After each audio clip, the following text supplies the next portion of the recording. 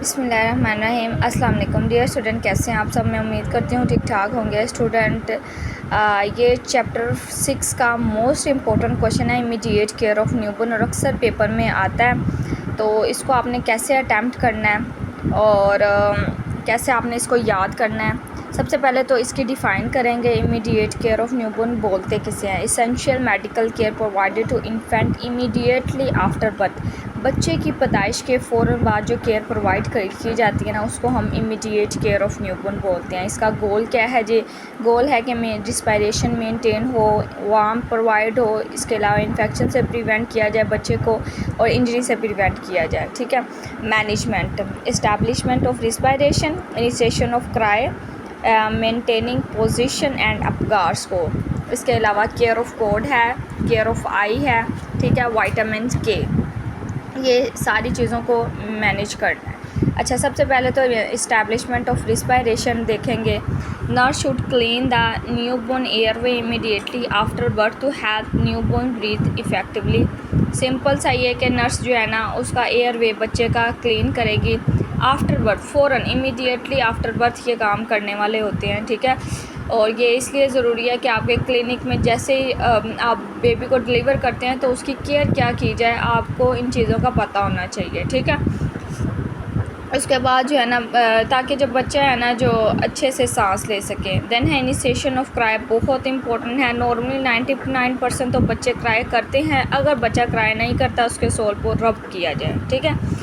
Maintain position, best position कौन सी है? Best position ये है कि हेड उसका जो है ना बच्चे का, वो लोअर देन द बॉडी होना चाहिए। Head lower than the body, just इतना आपने याद रखना है। देन है Apgar score. Apgar score very important है।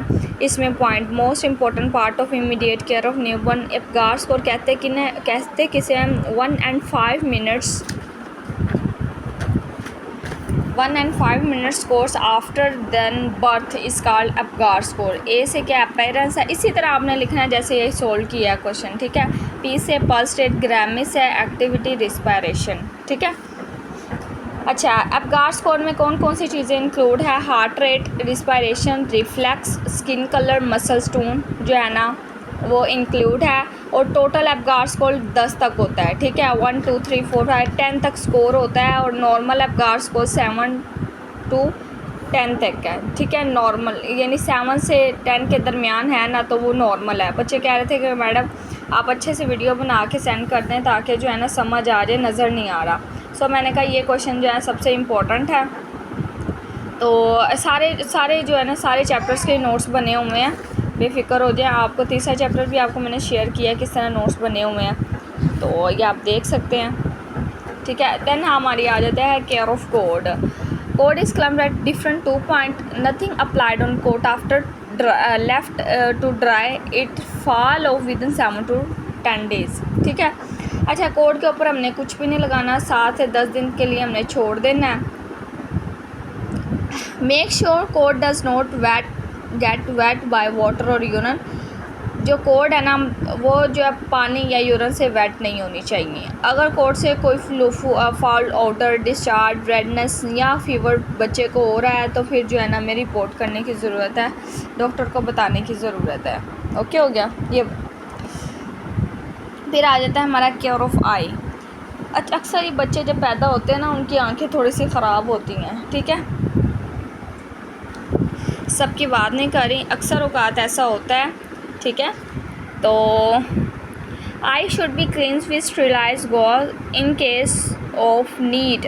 अगर आपको नीड है, अगर उसकी आंखें ख़राब हो रही है, रेथ्रोमाइसिन ऑइंटमेंट हमने अप्लाई करनी है बोथ लोअर लिड्स, ऊपर और नीचे। ठीक हो गया।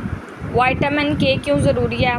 क्योंकि बच्चा विटामिन के मैन्युफैक्चर नहीं कर रहा होता, जैसे वो पैदा होता है, ये क्लोटिंग फैक्टर के लिए ज़रूरी है। तो हमने आर्टिफिशियली इंजेक्ट करना है 0.5 IM। ठीक है, ml।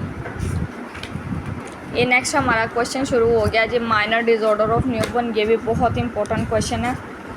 ठीक है।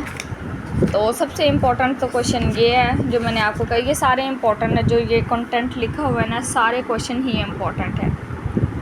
Thank you so much for watching my video.